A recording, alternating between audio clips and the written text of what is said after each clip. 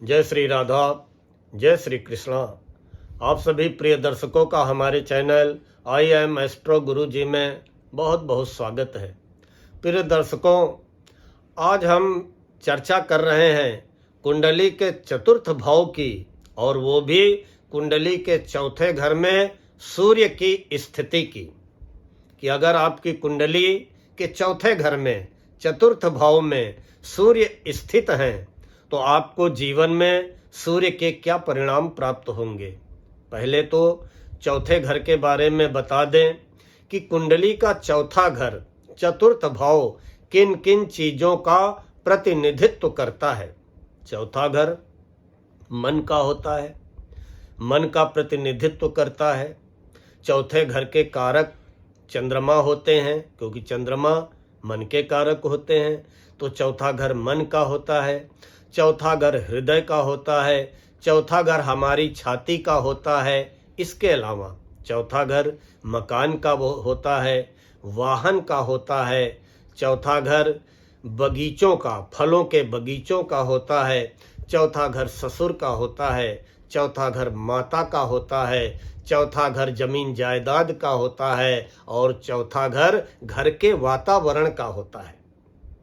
अब ये सारी चीजें हमारे अनुकूल जाएंगी कि प्रतिकूल जाएंगी, क्या होगा, तो आज हम इसकी चर्चा करते हैं कि चौथे घर में अगर ग्रहों के राजा सूर्य विद्यमान हैं तो हमें क्या फल मिलेगा। अगर आपकी कुंडली के चौथे घर में सूर्य स्थित हैं तो निश्चित ही आपका जन्म आधी रात में हुआ होगा, लगभग आधी रात का समय हुआ होगा। देखिए, कुंडली में 4 सेंटर होते हैं। सेंटर का मतलब केंद्र। सेंटर को मध्य भी कहते हैं। कि ऊपर बीचों बीच हमारा पहला केंद्र है, जिसको हम लग्न कहते हैं। नीचे बीचों बीच हमारा 7वां घर है, जो कि केंद्र होता है। बाएं हाथ जो सेंटर है बीचों बीच, वो चौथा घर है, वो भी सेंटर है। और दाहिने हाथ जो बीचों बीच घर है, वो 10वां घर है, वो भी सेंटर है। इस तरह हमारी कुंडली में 4 केंद्र, 4 सेंटर होते हैं। ऊपर पहला, बाएं चौथा, नीचे 7वां और दाहिने 10वां। तो अगर बाईं तरफ सेंटर अर्थात चौथे घर में सूर्य हैं तो आपका जन्म आधी रात को हुआ होगा, आधी रात के लगभग। उसी तरह चौथे घर के ठीक सामने दाहिनी तरफ 10वें घर में अगर सूर्य होंगे तो आपका जन्म आधे दिन में अर्थात दोपहर के समय हुआ होगा। उसी तरह ऊपर पहले घर में लग्न में अगर सूर्य होंगे तो आपका जन्म सूर्योदय के आसपास हुआ होगा।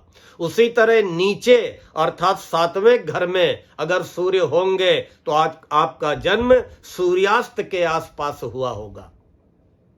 तो जिनकी कुंडली में चौथे घर में सूर्य स्थित है, उनका जन्म लगभग आधी रात के आसपास हुआ होगा।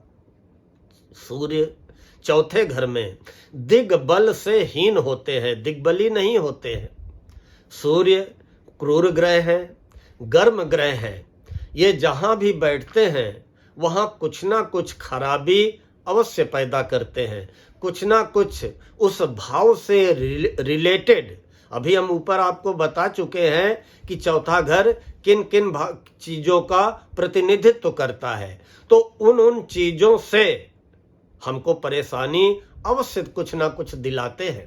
लेकिन अगर सूर्य चौथे घर में होंगे तो एक तो केंद्र में होंगे, दूसरे अपने मित्र चंद्रमा के घर में होंगे, तीसरे सूर्य की 10म भाव कैरियर में पूर्ण दृष्टि पड़ रही होगी।